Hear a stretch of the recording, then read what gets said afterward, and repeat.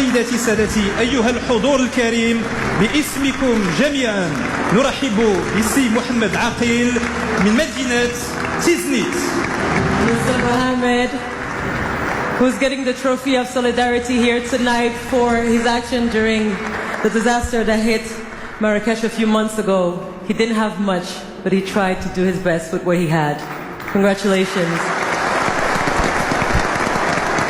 تكريم خاص لهذا الرجل الذي قدم مؤونته من أجل المساندة ومن أجل التضامن. كان حديث العالم، كان حديثا لكل وسائل الإعلام الدولية، دليل على التآزر. وهذه جائزة خاصة جدا من رئيس الجامعة الملكية المغربية لكرة القدم السيد فوزي القجع. صورة معبرة رائعة جدا هنا في مدينة مراكش.